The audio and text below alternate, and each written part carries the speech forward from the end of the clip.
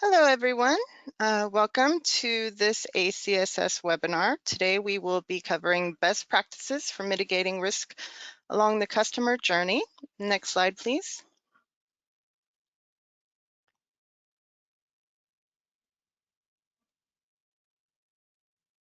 Next slide. There we are. I am your moderator today. My name is Natasha Bright, and I am a content writer for the Association of Certified Sanction Specialists. Next slide. So just if you have audio problems throughout the webinar, you please go ahead and try to adjust your speakers first if you cannot hear us at all. You can also use your telephone, or you can access the GoToMeeting support page, but you can also call us or email us at helpdesk@sanctionsassociation.org. Next slide, please. For your convenience, you can download the GoToWebinar app from Citrix on your mobile device. Just type in the GoToWebinar ID for this webinar, and that is at the bottom of your control panel and should be in your email as well. Next slide, please. So you can receive a certificate of attendance at the end of the webinar. The system will send you a certificate of attendance, but if you do not receive it for any reason, you can email us at helpdesk@sanctionsassociation.org. Next slide, please. For participation at any point, you can type your questions in the question pod. We will take them at the end of the webinar, but you can type them in at any time. Our participant guide can be downloaded from the handouts pod, which is right under the questions pod. And that has the description and a copy of the slides and also some talking points at the end. Next slide, please. So, unless you do not know about us, we are the only association dedicated exclusively to the worldwide sanctions professional. Next slide, please. And we also offer a certification, the Certified Sanctions Specialist Certification Program. This is obtained through our rigorous CSS exam, which is meant to extensively test your skills in the key areas of sanctions compliance, implementation, and enforcement. If you pass the exam, you become a CSS or Certified Sanctions Specialist. We also offer a CSS exam prep course to help you prepare for the exam, and you can find more information about that on our website, sanctionsassociation.org. Next slide, please. Our membership benefits are, you can see them on the screen. We have an interactive sanctions map, a sanctions guidance library, monthly Sanctions Connect calls, and all of our webinars are on demand, and you can access them if you become a member. Next slide, please. We also offer certificate courses in EU sanctions, OFAC essentials, and anti-bribery essentials. These are very in-depth on these particular topics, and they also count as points to go towards your CSS eligibility. Next slide, please. Again, today we will be talking about best practices for mitigating risk along the customer journey. Next slide, please. So we have a full panel of speakers today. First, we have Yael Regev. She is a sales director at Windward and is working with global financial institutions to mitigate their maritime exposure. Over the last few years, Yael has worked as a trusted advisor for multiple stakeholders within the maritime and financial ecosystem, providing technological solutions to continuously drive the industry forward. Andrew Fearman is head of sanctions Americas at Barclays with extensive experience developing enhanced sanctions compliance controls within global financial institutions. He has also worked in financial crimes compliance roles at Societe Generale, BNP Paribas, and JP Morgan. Amelie Corning Wedeg. I'm sorry if I Wedej. I apologize if I pronounced that incorrectly. But she is the No. global head of sanctions and embargo for the Danske Bank Group and has overall responsibility for the global development, implementation, and improvement of the bank's sanctions compliance program.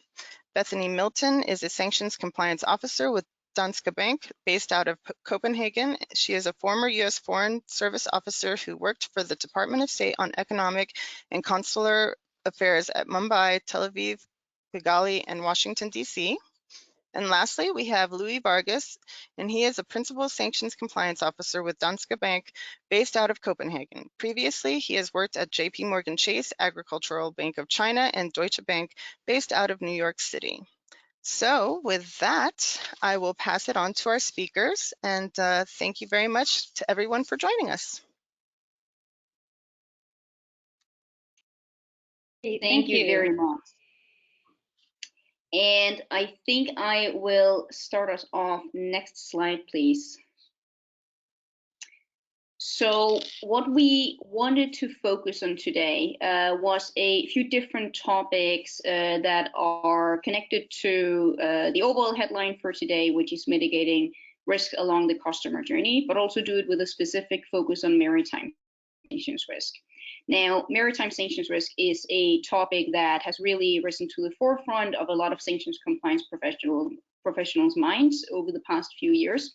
And what we thought we would try to bring to you today is then some practical tips and some considerations that you can bring to bear in terms of saying, how do I manage that particular risk typology, that particular type of sanctions risk within the context of a financial crime compliance or a sanctions compliance program? So we will be doing a little bit of level setting, talking about what are we really trying to mitigate when we discuss the topic of maritime sanctions risk, some of the basics, though we do assume that a lot of you will at least have some cursory knowledge of this topic, just from the general interest in the area over the past few years. We will then be talking about maritime sanctions risk management, specifically from a financial institution perspective, but we do hope to give some tools and some guidelines that can also be applied if you're not a financial institution, but you are grappling with the maritime sanctions risk from another industry perspective. We will specifically talk about the distinction between manual and automated controls in this context, which is a field where we do see a lot of vendors in the market that offer different types of solutions. So trying to give some tools in terms of how you think about controls implementation from that perspective is what we hope to leave you with. We will be talking about technology as an enabler for that control implementation, and especially in terms of making it as efficient as possible. And we will be going through some real life examples before heading into the Q&A. As Natasha said, there is a questions chat functionality, so do feel free to post your questions as they occur to you. But we will be setting aside time at the back of the call to deal with as many of them as possible. And I think with that, let us jump right in. And if we could go to the next slide, please. And I will then hand it over to Beth to level set us as to what maritime sanctions really is. Great, thank you, Amalia. So as mentioned in my biography, my background is with the US government. So I definitely bring the regulator and the sanctioning authority perspective to this a bit. We have a lot of people on this call, so I think it's worth our time to kind of go over the basics quite briefly. And even if you're a real maritime sanctions pro, I think it can always be useful to hear how someone else kind of packages this information up, because maybe you have stakeholders who need to be educated, and maybe some of the ways I'll describe it could be useful in getting some of your points across. Our starting point, for the conversation today really comes from the fact that in 2020, the US government put out some guidance that really kind of made everyone snap to attention. Everyone had been a little bit worried about sanction evasion, maritime sanction evasion before, but when this document came out, it was clear that this was something the government was taking very seriously. And as in response, the entire ecosystem became very focused on this topic. And you know what? Let's just stick with the definition that comes from that document. I think it's an excellent one. What are we talking about today? Sanction evasion, smuggling, criminal activity, facilitating terrorist activities, weapons of mass destruction, with a focus on Iran, North Korea, Syria. And I'll add 2 more. I'll add Crimea and Venezuela, and whatever else, you know, is going to be the hot topic of next year. But that's what we're really looking at the core, is getting goods and services in and out of ports in these countries. So how are you going to do that? If you're not able to do that licitly, you're going to do it illicitly. And it is not rocket science how to do this. And so we've got, you know, a kind of list here of ways to do it. But if everyone is looking out for a ship with a specific name, hey, change the name of the ship. If you're in trouble because all the ships are under your ownership, put them under the ownership of your kid's kindergarten teacher. If you can't do something in a port, you know, in broad daylight, so go do it out at sea on a moonless night. So, you know, we don't have to really dig into here and exactly what all the little tricks are that people are using to evade sanctions, but just to know, I mean, at the core, it's just really getting things in and out of these different ports. If we can go to the next slide. Thank you. So why do we care about this? Oh, here we go. We had a a polling question, and no right or wrong answers here. Just answer honestly. And I think our moderator here will add up that functionality. Yes, thank you so much, Bethany. So this is a quick polling question just to see where everybody's at. If you would please, we'll be launching the poll. And then you can just click off the answer on your screen. So has your company changed its approach to maritime sanctions since the 2020 OFAC advisory on deceptive shipping practices? No, we don't feel it is relevant to my organization. We are still evaluating. C, we are in the process of changing our approach. D, yes, we have changed our approach. So please launch the poll, and I'll give you about 30 seconds to just click on your screen and answer.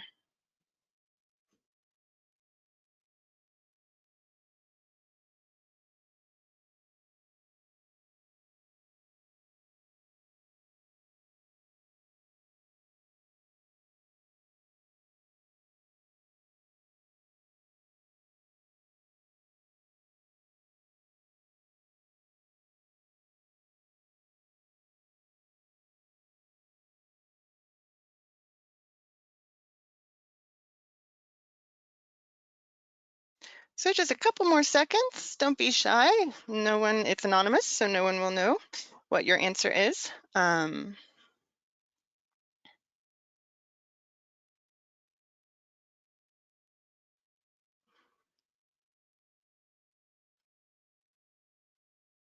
Okay, let's go ahead and close the poll and see what your answers are.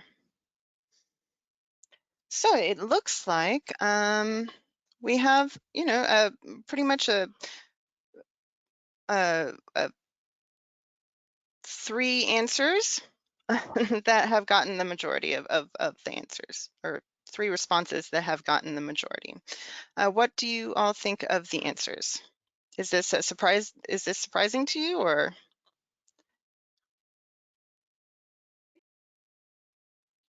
Yeah, so let me jump in there, Natasha. And I think it's interesting that we see a distribution of responses here, with the majority actually being that the participants don't feel that the specific advisory is actually relevant to their organization. I think we might be able to give some pointers today that could make some folks on the call reconsider that position, but let's reserve judgment till the end of the call for that. I also find it interesting that we don't have a very significant poll response on organizations that are actually in the process of changing our approach, which lends itself to the conclusion that either folks have already done a lot or they're not planning to implement specific changes. But I would like to hear from my fellow panelists if there are other views on this. Yeah, I think this is an interesting situation because, you know, some of the issue is figuring out exactly how to, you know, exact the change and evaluate it, identify the risk. And those are things we're going to talk quite a bit about today. So hopefully this is a good lead to that. Great, agree. thank you. Go Sorry, ahead. Natasha. I No. was just say that definitely agree with Andrew's point, and I can also say that by speaking to the market, we do see the same distribution, and I think that's why we also had an internal discussion of the need of sort of a how-to webinar and session, because there seems to be some unclarities around the expectations and also what can actually be done. So as Amalia said, maybe we can counter that today.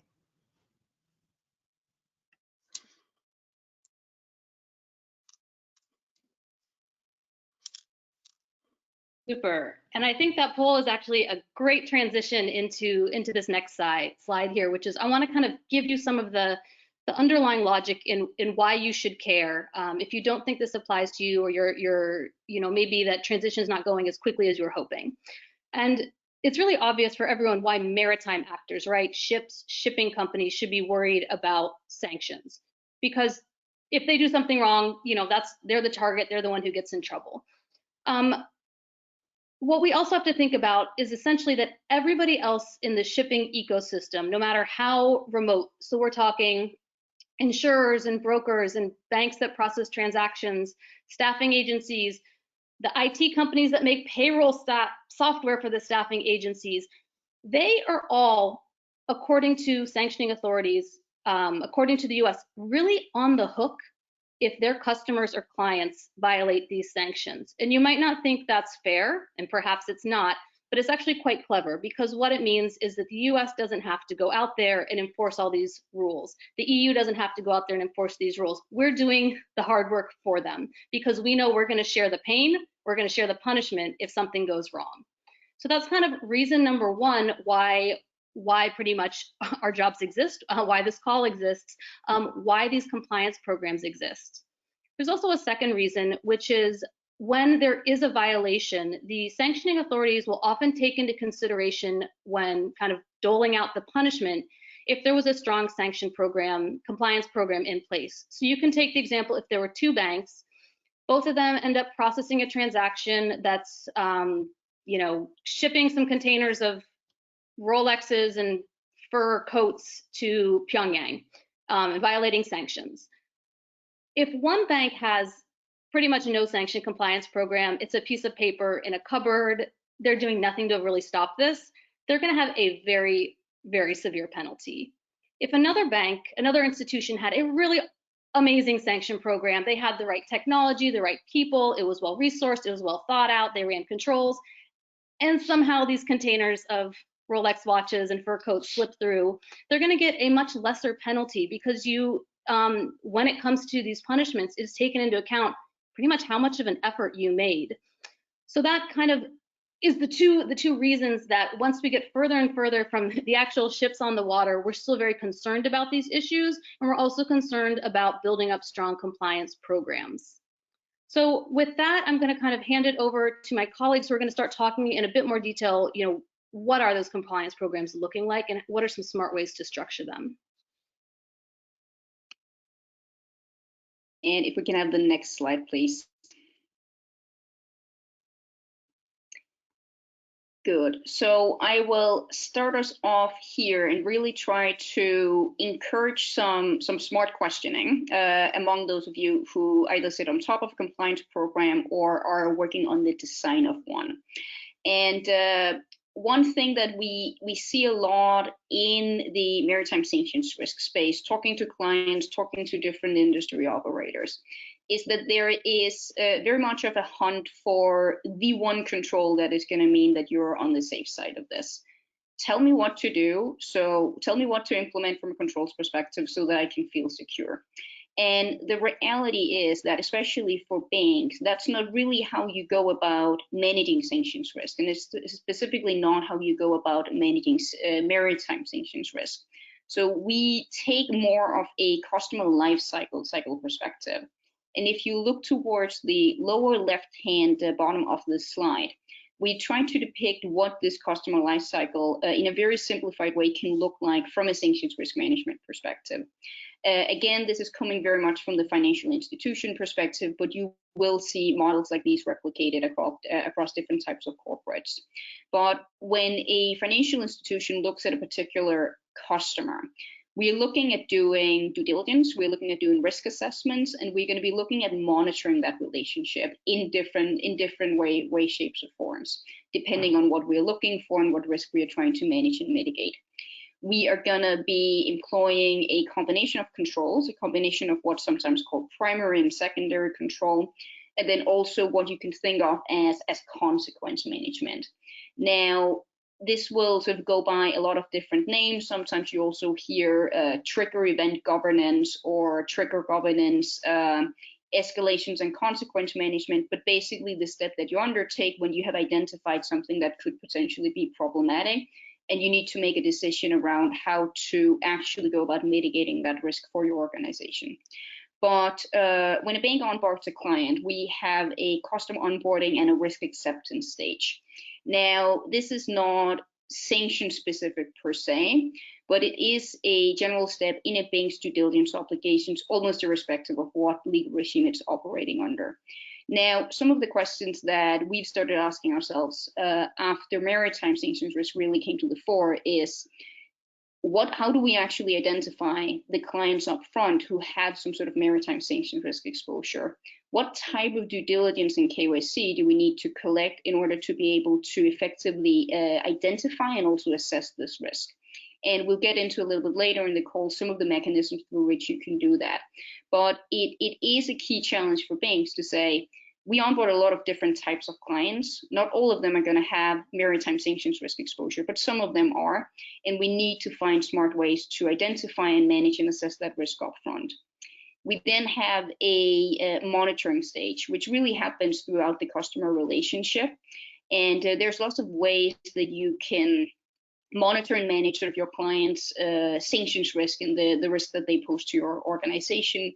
And there are also some key considerations that you need to take in terms of which of those controls are we going to be using human beings to perform, the manual controls primarily, and which ones are we going to try to rely on technology to do for us or do in some sort of automated manner.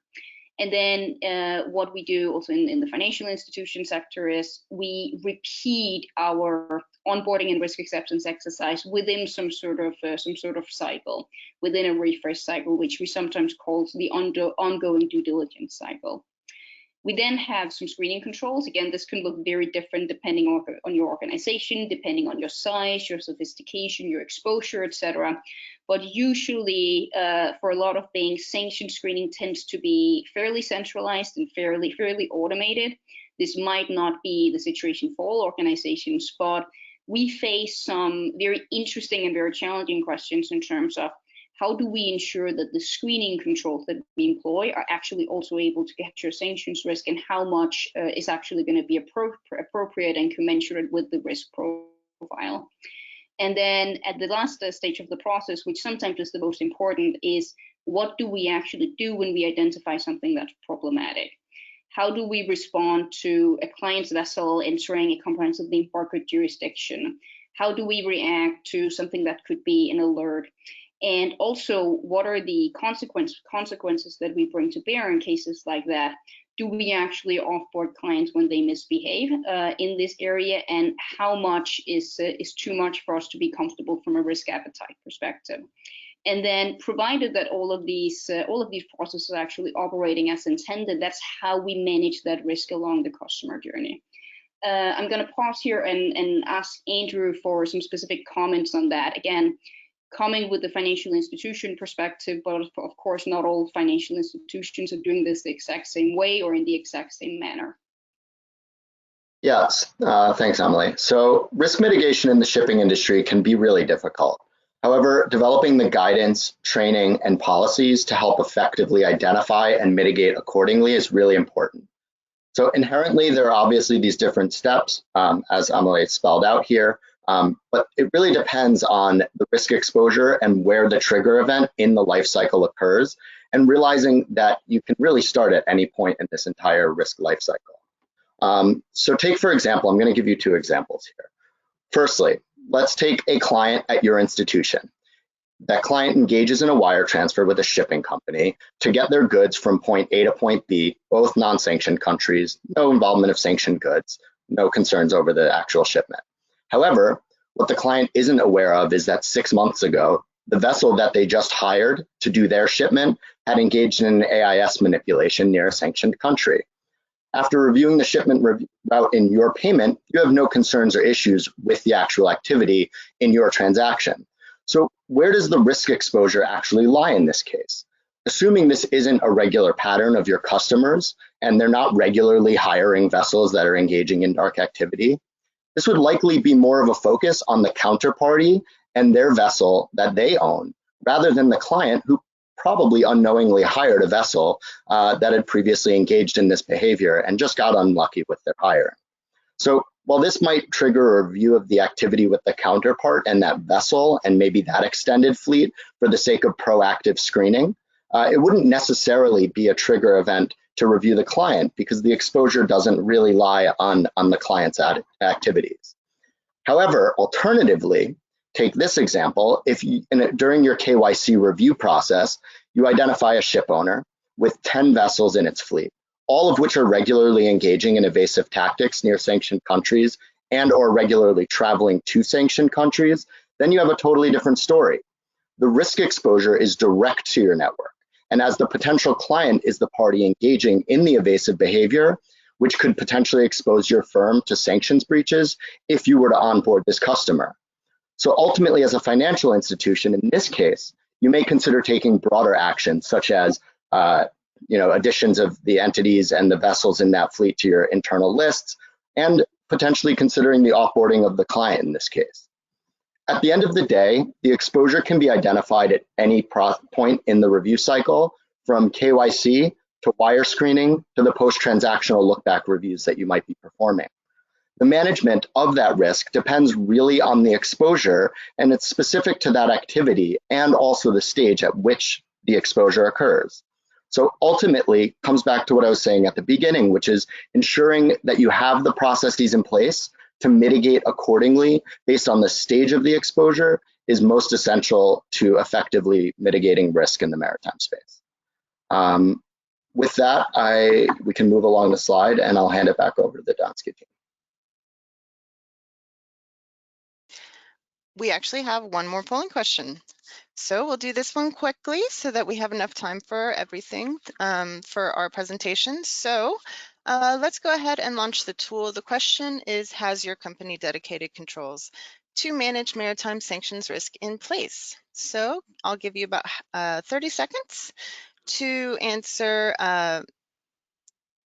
No, we do not feel that this is relevant. No, this is covered by our regular general compliance controls.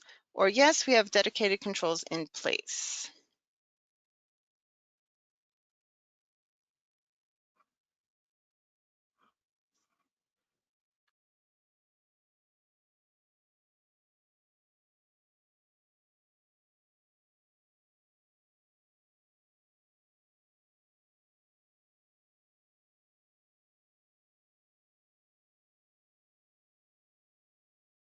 Okay, let's go ahead and close the poll. See what your answers are.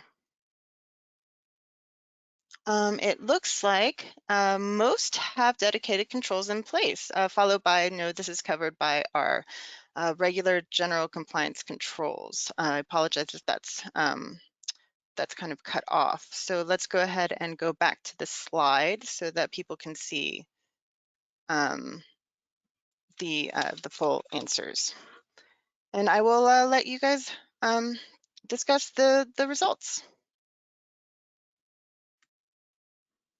Yeah, so again, I think this is an interesting survey result and also something that lends itself very well to what we're going to cover in the next few minutes, in that there seems to be a realization for a lot of the audience here that some sort of dedicated maritime sanctions risk controls are necessary due to the specific typologies of this risk type, but also that there are some of you who look at the coverage from a general compliance, maybe financial crime compliance controls perspective, and definitely a lot of your general controls should be able to capture some of these risks and help you mitigate them. But the question is then, to what degree is it also necessary to have specified and dedicated efforts in place?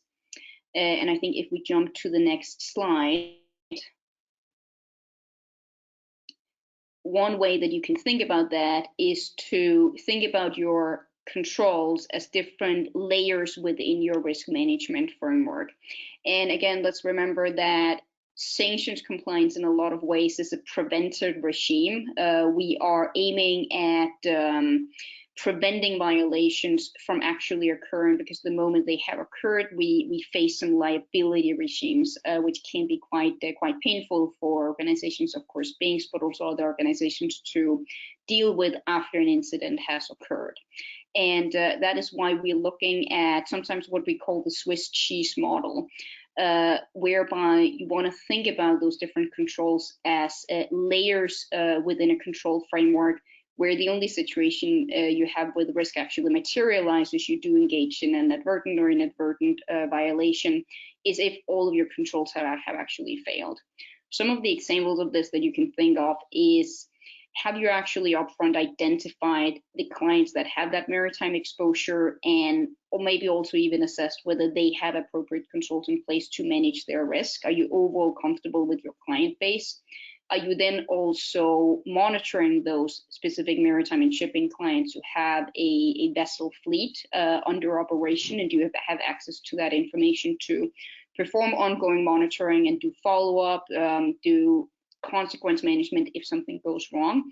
And do you also have different types of screening controls in place if everything else fails to prevent that risk from actually materializing?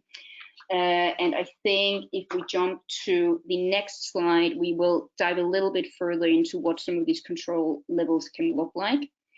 And as I promised at the beginning of this presentation, sometimes in the banks and in the financial institutions, we think a lot about the combination of manual and automated controls that we want to have to achieve the level of risk management and the level of prevention that we're actually looking for. And we think it's worth just touching a little bit upon this, because it will be important when you're looking at your control design, when you're looking at standing up your program in a way that actually mitigates the risk that your organization faces. So when we say manual controls, we usually mean controls that a human operator performs. It's usually something that is actually outside of the specific process system. So it's something that you do, for example, an automated lookup, a manual lookup of a specific vessel or of a specific client, but that isn't actually built into a system. It's not a predictable control in that way. The good thing with manual controls is that they're usually fairly cheap and easy to deploy. There's a lot of vendors out there who can help you do it, but manual controls usually are also prone to a lot of human error, and they can also be overwritten because they're not rule-based and they're not necessarily built into your systems or built into your processes. That also lends itself then in terms of what do we mean by automated control. We really mean some sort of mechanism, usually technology-based, that enforces a rule, that enforces a rule set. And to give one specific example of this, you may implement controls that prevent customer onboarding if a client satisfies certain criteria that you predetermined outside of risk appetite. The advantages of automated controls is that they're usually fairly predictable and stable. You can calibrate them, and you can have a performance that is predictable and in line with your expectations. They're also typically more expensive, more difficult to operate, and they will require ancillary technical controls to actually operate. So to take an example from the banking sector, when we onboard clients and we need to determine whether they have a maritime or shipping exposure, that can be done manually as part of a due diligence or a KYC review. It can also be done on the basis of business codes or industry codes, whereby we can predetermine clients as falling within a specific risk category from a maritime sanctions perspective on the basis of the business codes that are associated with them in corporate registries.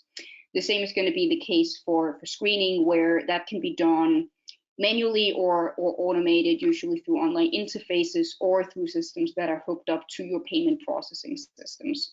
I think I'm gonna hand it over to Andrew here again to comment on your views in terms of what's the best mix of the manual and the automated controls in a maritime context? Yeah, so I think ultimately when it comes to implementing controls in this context, it can't really ever be fully manual or automated, right? But it really requires this balanced multimodal approach.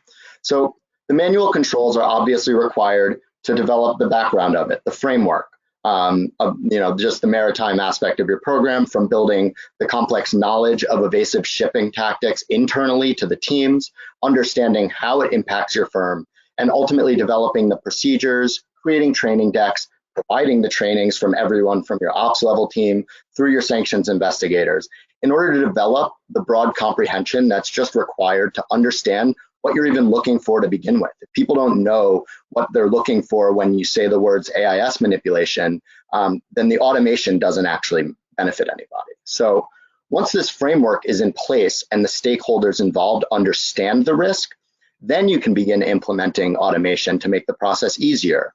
Leveraging automation through vendors that are capable of identifying maritime risk really enhances the efficiency of the investigative process substantially and takes away that user error risk. So take this example regarding AIS manipulation. Asking an investigator to not only identify a lost AIS signal within the journey of a vessel, but to also calculate the time of signal loss against the distance the vessel traveled, map out where it could have traveled in that time frame, and then have to determine whether a legitimate dark activity has occurred is extremely labor intensive and simply not sustainable in itself, especially when you're talking about teams that are looking at, tens, hundreds of vessels a day in their course of their investigations. However, leveraging a vendor solution that can calculate and automate this entire part of the process in mere seconds turns an investigation that would regularly require anywhere between 15, 20 minutes per vessel into just a few seconds. Furthermore, with the help of this technology and automation, you reduce the risk of that user error while accurately and also immediately assessing whether there's actually any risk within the vessel's movements.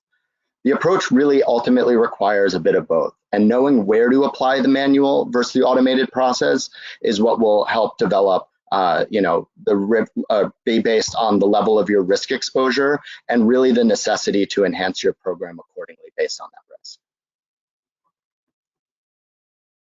With that, I think we can move along to the next slide. Thank you.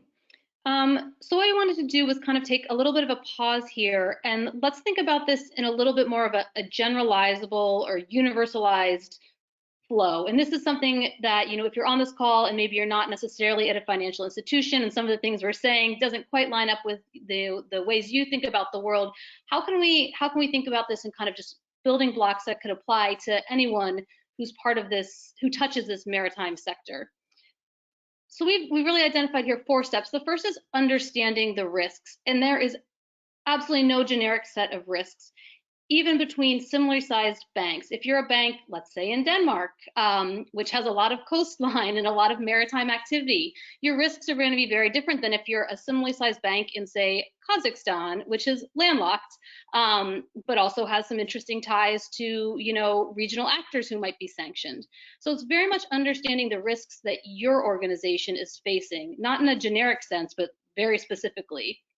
And then it's the question of designing controls to address those risks. Now, there are lots of kind of off-the-shelf controls and solutions that might work, but there also could be something very specific to your clients, your customers, or the ways they interact that are going to require you to be a little creative and think about how you're going to address your risk, your specific risk. The next kind of generic step here is implementing those controls. And like all things in life, that sounds very, very easy, just do it. But of course, just doing it can be extremely, extremely difficult.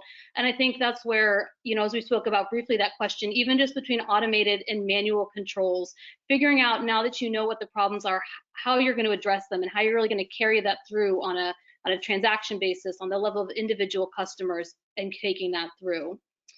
And finally, and unfortunately, a lot of organizations will stop here. And we've already said that regulators, sanctioning authorities, they want to see good, strong compliance programs. And part of any good, strong compliance program is going to be this 4th element, which is testing the effectiveness of what you've created, of your compliance program. So it's not enough to set everything up and have it running perfectly, but you need to go back and then say, is it running perfectly? Is there some risk I haven't identified? Is there a weakness here? And really making sure everything is going along the direction that you want. So we hope that's kind of gives a bit of a sense of how it flows through for any organization who's facing these type of risks. So with that, I think we're going to wrap up a little bit of our kind of our section here, which is kind of talking about these a bit in the process and the how to address risk in a kind of conceptual level. And now let's hand it over, I think, to Yael, who's going to talk a bit more about really getting down into the details of what's specific about maritime sanction evasions, and then how can you use technology to address that. Thanks, Beth, and also thank you, Amalia and Andrew as well, for giving this thorough overview as well as the practical tips. And I think one thing that stands out is that each organization will have their own controls in place, and that will be based on your risk appetite, the organizational structures, and also the financial services that you actually offer. So there's not really one size that fits all in terms of tech as well. And I think, or one of the things that I'd like to sort of demystify here is how can one choose the right technology, the right platforms to support these unique needs of each and every one of your organizations. And the three things I want you to keep in mind today after this talk is, how do I find a technological partner that ensure coverage for the maritime exposure and also the ever-changing typologies that occur over time? Because if it in the past, vessels used to change their names, we're now talking about AIS manipulation. There's a different playing field here. I think the second thing that one needs to keep and take into consideration is really, how do I bring in a trusted advisor that doesn't impede on my workflows and my processes and really overflows me with false positives? And lastly, how do I incorporate the domain expertise from the maritime, but also with me as a sanctions expert on what I know is best for my organization and what is aligned with our controls? So with that, can we go to the next slide, please? Thank you. So as mentioned by Beth in the beginning, there are new regulations in place, and these new regulations has set out a new bar, and not only in terms of controls, but also in terms of technology. Because it's true that in the past, static entity screening, static geographic screenings were enough. And obviously, these are very basic and important screenings to conduct today. Even today, you need to obviously make sure that you're not engaging with any sanctioned entity or any sanctioned assets. But where we are today is in the realm of behavioral standards. And this is what the new deceptive shipping practices really means.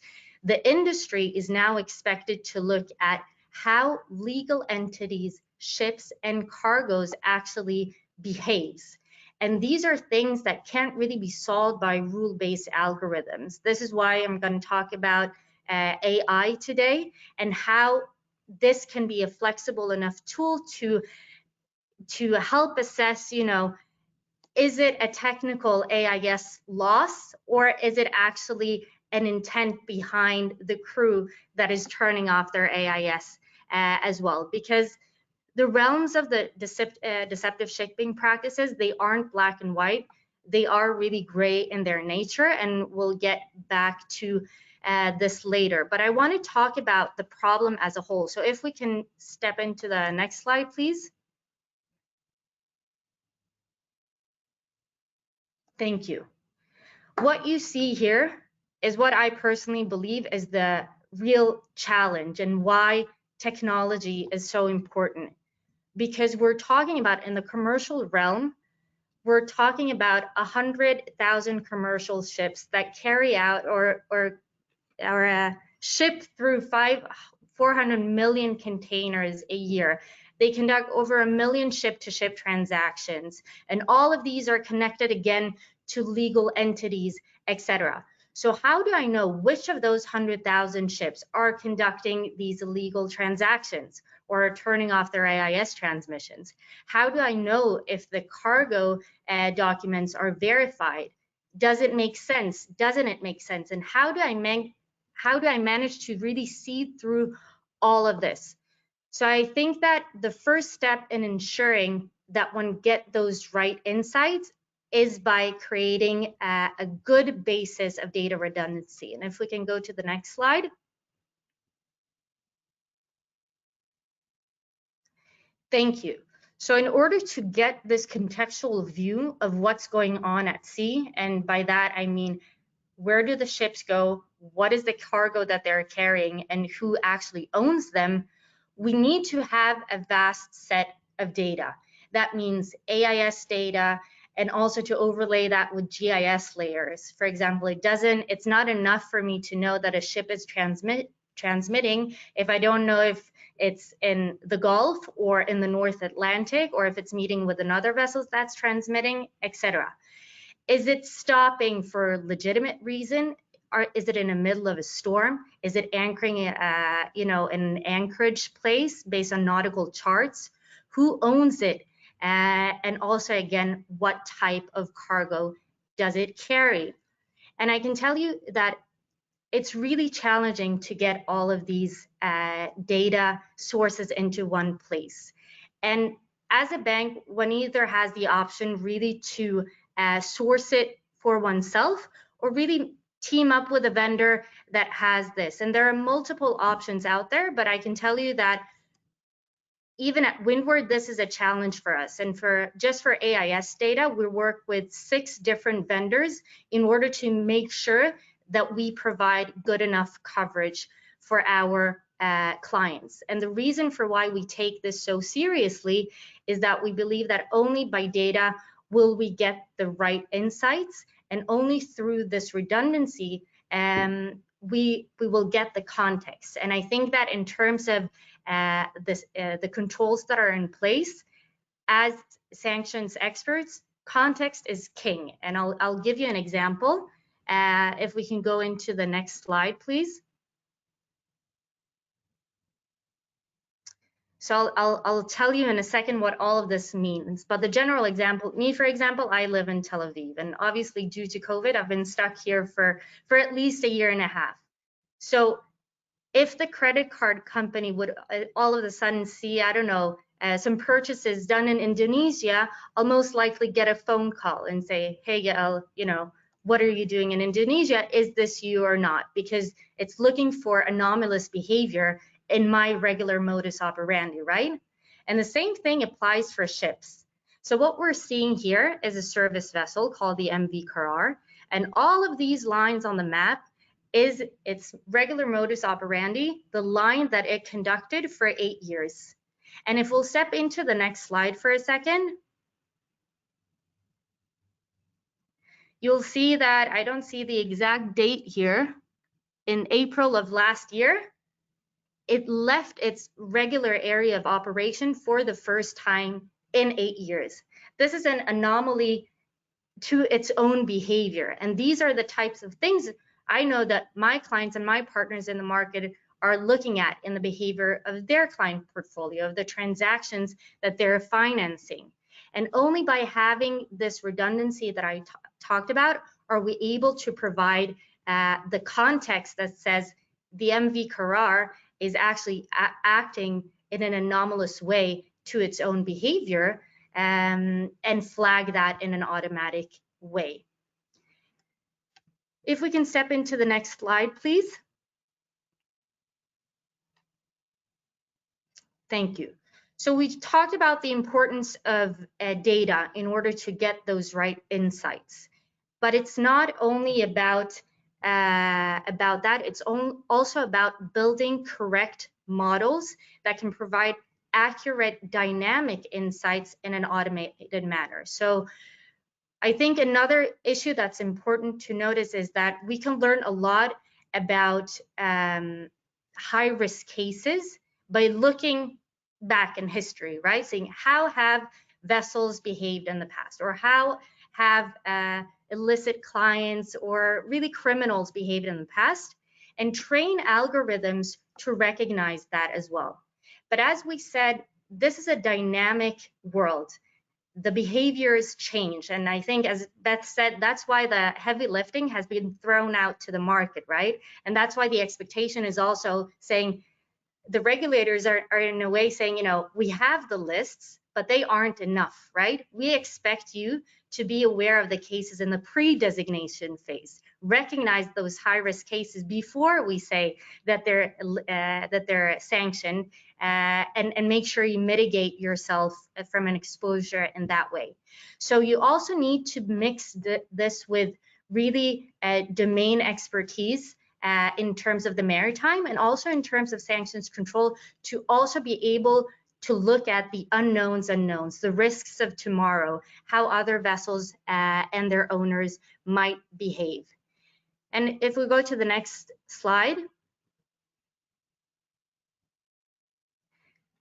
because in the end, I think that only AI can help you find the true needle in the haystack in terms of risk. And what we're seeing here is just one example of a vessel that's had both a loss of AIS signals, if you see it's annotated by those circles, versus an actual high-risk event where the vessel didn't transmit for 5 days in a high-risk area, etc.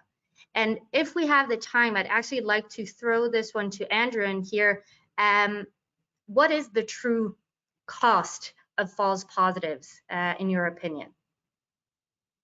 Yeah, so I mean, listen, when we're reviewing maritime data, it's important to be cautious of where you're implementing names, IMOs, how you're performing these screenings, because at the end of the day, you know, volumes can affect the overall workflows of your teams, and you can't inundate your teams with an AIS loss for, you know, a few hours that shows up in line with the actual movements at the end of the day, as you see on the right-hand side of this map. But really, we don't need to worry about that part of the journey. What we need to be knowing about specifically is that one time where that loss actually becomes a risk incident. So when you have that 5-day loss, right as you're entering the Strait of Hormuz, you see the vessel in that you know, expanded screen in the bottom left, that the vessel is headed right into the strait, and then shows up 5 days later heading the opposite direction. That's what we need to be seeing as a financial institution.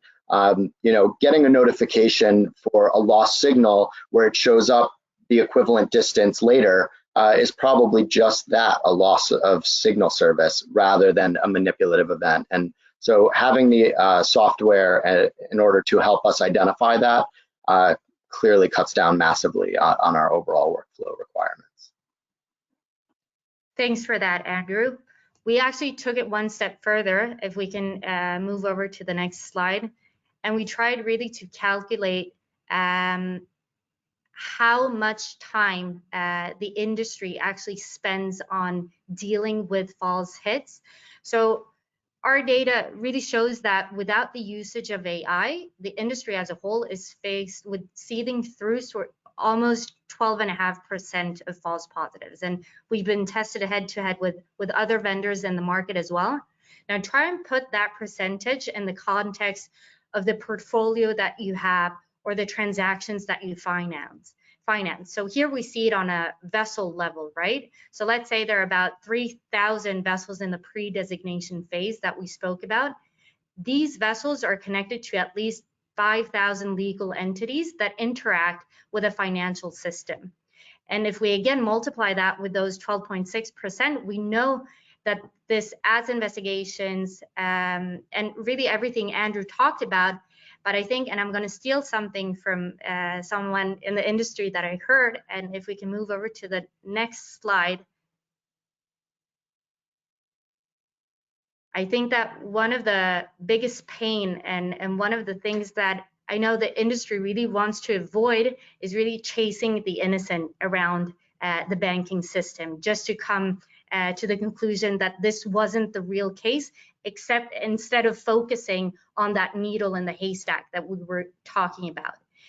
And I think that the reason for why this happened is many times due to a rule-based approach that isn't flexible enough to incorporate the nuances that the behaviors bring forth, and also the noise that naturally comes from the data that the maritime domain presents.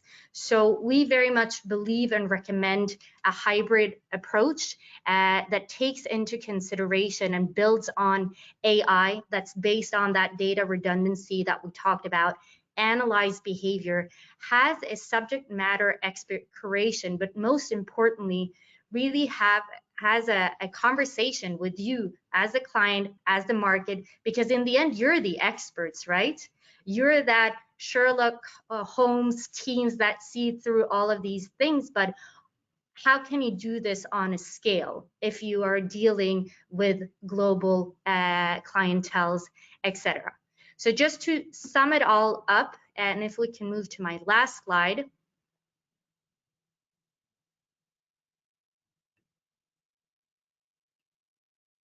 Perfect. I think just to sum it all up, and in order to really demystify tech, I think what's important is to make sure that you base your decision on accurate and redundant data, because only based on that can one analyze anomalous behavior and bring forth insights through AI models. And I think the most important aspect to remember is that tech and each vendor that's in the market, it's a decision support platform. You're the experts, and you know your own risk appetite, and you know really what fits your organizations the best. So finding that vendor that you can partner with, that's in the end my biggest tip. So with that, I'll give it over to Louis. Hi, everyone. Next slide, please. Yeah, so, all the great points that we heard from our previous moderators, we're hoping these use cases that we're going to quickly go through kind of tie everything together and show you ways how, you could really look at things and mitigate risk to make sure that you're doing the best for your company or your financial institution. So the first example we're going to look at is the delisting, is sufficient to stop screening something. So what a delisting means, just to quickly mean it, is that a regulatory body has decided, okay, we're no longer think this is a risky individual or entity or even vessel. So most companies will just say, okay, great, they're off the list, done. We don't have to worry about them anymore. We can do business with them because the regulatory body says okay. So now let's look at this article from mid-year 2020, where vessels that were previously sanctioned have now been delisted. So we're going to look at an example of Voyager 1 and also their management company, NGM Energy. Next slide, please. Great. So my apologies. These pictures are a little small, but these were taken from Windward. So just to kind of quickly show you how you could, look at this a little deeper. We took the IMO number from the vessel, Voyager 1, and as you can see here, the name has changed, and they're still flagging it as a risky vessel, but we're going to look into exactly why. You can see below, Windward is kindly flagging it for us as a high-risk sanctions vessel. Now, they would have flagged it as sanctioned if it was still sanctioned, now has been delisted, but they're still flagging it as high based on their criteria and algorithm. And in the article itself, you could see that their management company said they put a lot of policies and procedures in place, and they're no longer going to take part in this activity. But the screenshot to the right of that, you could see that the vessel, after this article has come out and the listing has happened, the vessel is still going to Venezuela, which got them in trouble in the first place. So again, without having the ability to see the vessel's movements, interactions, you would never know this. Some of the other vessel tracking software that's out there, especially the free one, they give you a lot of good data, but it doesn't show you where they're going in real time, so you would kind of miss it. So you would have to decide if you're dealing with this management this management company and their vessels, especially this vessel in particular. You would have to think about that holistically. Is this a risk that I am willing to take when doing business with this vessel and this company or not? We're not here to tell you the right or wrong of it, but this is something you have to consider. Next slide, please. Again, the management company is NGM Energy. Next slide, please. So now we're going to look into the rest of their fleet. So we initially looked at the one that was delisted in the article, and now let's look at what Windward says about the rest of their fleet. Next slide, please. So you can see here, the screenshot on the left highlights the dark activity. Again, dark activity in general doesn't mean any nefarious activity, but this just highlights there could be a potential that the vessels are either maybe losing signal, which Andrew mentioned. That doesn't necessarily mean anything. They could lose connection with a tower. Maybe they're in an area of the world that has piracy. They want to, be careful of that. But it could also mean also the dark activity could be a highlight up to ship-to-ship transfers. So again, you have to mitigate the risk the way you see fit. And the screenshot to the right, you can see some of the other vessels that are underneath that management company. Many of them are high risk. There are some that are medium risk. But again, this is another indicator that you could use, or another kind of tip you could use. Okay, is this the right company we want to do business with? Are they doing the right thing with their vessels that they're claiming to do, especially in the article that you saw published earlier? Next slide, please. Okay, and I don't want to pick on NGM.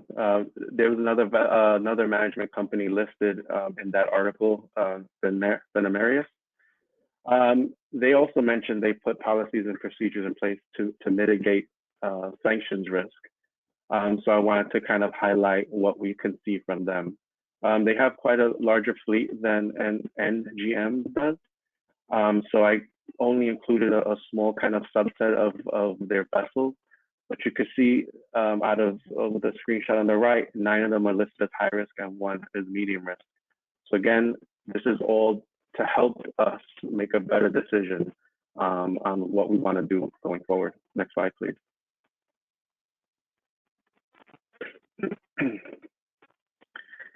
Okay, again, just to kind of highlight one of the vessels under Benamarius' kind of management.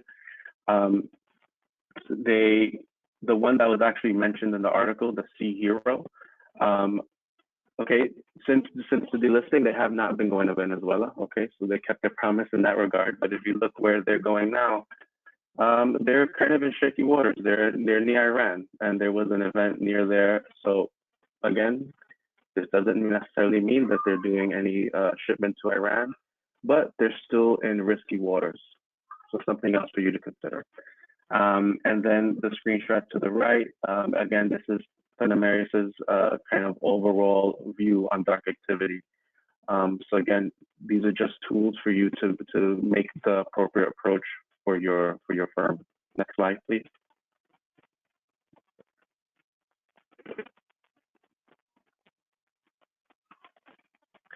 Great, so that was a quick run through the first example. Again, a delisting could mean good things. That means we could kind of do business with them. But again, we need to kind of do our own due diligence to make sure that's accurate. Now, the last use case I want to show you is a report released by Department of Treasury and OFAC on a vessel that was designated because of their activity with North Korea. And the reason for this use case is using these maritime predictive tools. Could you, as a sanctions practitioner, kind of get an idea based on vessels activity or owner's activity that a listing might be coming? So in this case, we use the example of the listing of the Silver Bridge Company. Next slide, please, and their vessel comm bridge. So now using the Windward tool to look at the history of the vessel before being designated, you could clearly see they've had a nexus to North Korea for a really long time. A lot of dark activity, which is highlighted by the triangle icons. So again, if you're doing your due diligence, if you're using the right tools, you could kind of see this coming. There's no surprises here why they were listed. It was frequent activity to North Korea, dark activity. So you could just imagine what that is. And if you are able to dig deeper with the Windward tool, any other tool you're using, you'll get more in-depth information. But this is just, again, this last use case was to highlight the fact that when you're using these tools, you could kind of predict, what's going to happen. The data is there. It's in front of you, and you have the power at your hands to make these decisions, to wrangle the risk for your firm appropriately. And that's it for me.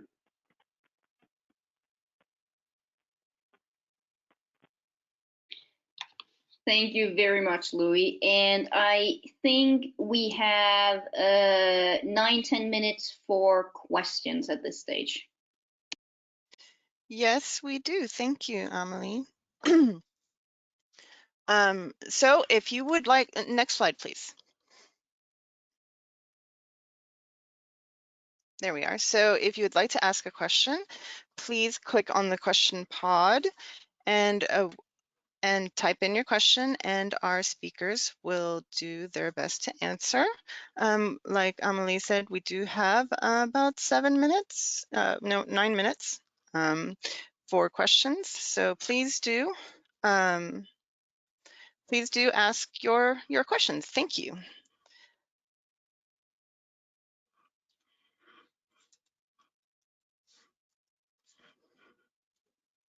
All right, so maybe I can take this first question. It's not fully clear, but I will try to read through it. So the question is, where would you have the information for a simple payment, in a simple payment transaction, the info of the shipment? So it can come in multiple forms. So obviously field 70 in a SWIFT message is where either your client or the counterparty can request information to be put into the instruction field. However, this is not mandatory. So you have to understand that screening this field for information is only as good as the data that one of the parties subject to the transaction will input about it. It's important to be screening the vessels, names and IMOs, et cetera, in this field to ensure that they are being tracked there. But also remembering that in the payments, you also have an originator and a beneficiary. And so screening the beneficial owners, the operators, the managers of those vessels engaging in evasive tactics are also being screened in the originator and beneficiary fields, especially in the case that shipment information is not input into the originator beneficiary information field. Then you're just capturing the risk of the entities involved in themselves. I hope that helps answer.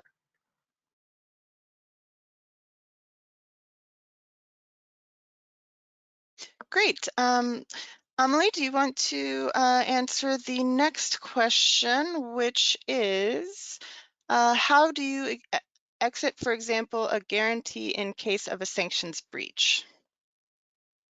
Right. So thanks for this question. I think it's a fantastic one, and I think it's one that we will all face from time to time. There is some very key challenges that marry sort of the trade finance perspective and the maritime sanctions risk perspective in terms of, have you issued or you're participating in trade finance products that are associated with some sort of maritime activity that poses a sanctions risk. And there are two things to really keep in mind here. And the first one is that trade finance products, guarantees tend to be irreversible. It tends to be very, very hard to get out of a commitment. So that is why it is incredibly important to have done your due diligence up front and set clear expectations with the operator that you're engaging with in terms of what's permissible activity and what is not permissible activity. Sometimes you can do this through the use of various types of sanctions clauses, even though the International Chamber of Commerce violently opposes the inclusion of sanctions clauses into trade finance products. But there are ways that you can engage with clients by way of attestations, side letters, etc., to set the expectations in terms of what's prohibited activity. And I think then if a breach has actually occurred, that's the point where you're going to want to get specific legal counsel in terms of assessing what your legal opportunities are for exit or other mitigating circumstances to be enacted in response to the specific activity.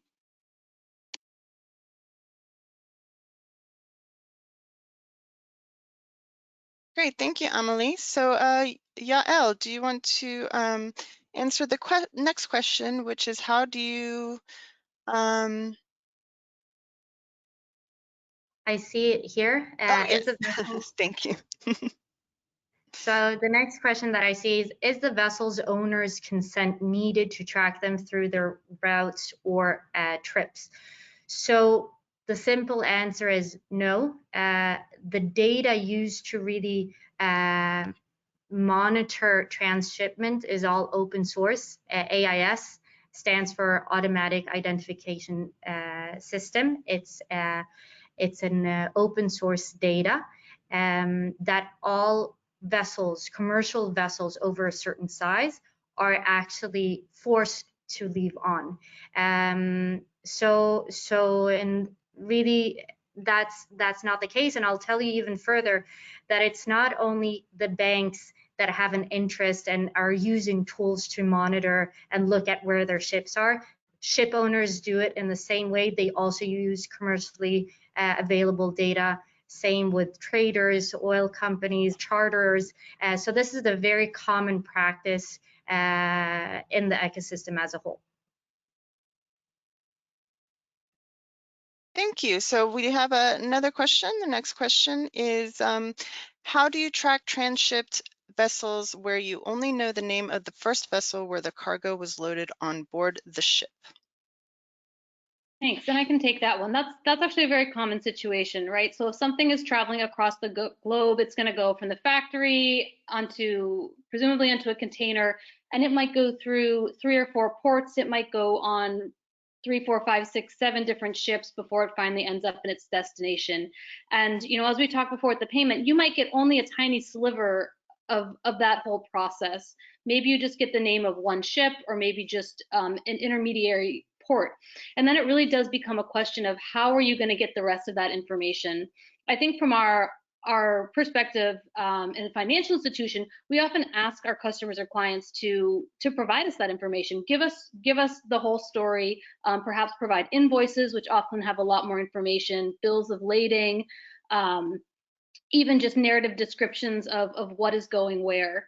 There can also be open source resources, which I always think is a fancy way to say Google, but you can often find shipping routes or even track individual containers just by Googling them, or by finding some of the larger shipping firms do that type of availability. So it is problematic. It is difficult when you only get that tiny bit of information, but then it does become incumbent to figure out how to take it the rest of the way. And if you're not able to routinely do that with their customer or client, it then becomes a question of, do they just not understand why you need that information? Then you have to help them understand. Or are they really deliberately not providing it because there's something that they don't want to make so apparent?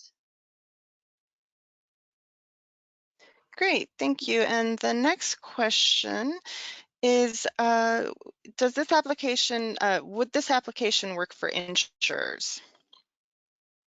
So I can take that. Yes, it can, and insurers are using it. Obviously, there are various types of insurance companies when it relates to maritime. We have P&I insurers, we have hull insurers. But yes, this is something that's applicable, and it's also expected by insurance companies to have tools in place to mitigate their own risk and make sure that their policies aren't being exposed in any way in terms of sanctions. Thank you, Yael. And we have time for one more question, which is, what do you think should be the balance between manual to automatic tools? So while I'd love to give you an actual answer, at the end of the day, it really depends on your organization and the risk exposure that your organization has. If you're exclusively an investment bank where you don't deal with the shipping industry, I would say some very basic manual, processes and framework in place would be sufficient. But if you are a highly complex organization that's regularly dealing with the shipping industry, involved with commercial and corporate activity, where you're financing vessels or supporting customers who are transporting goods, then that requires a little bit more of both.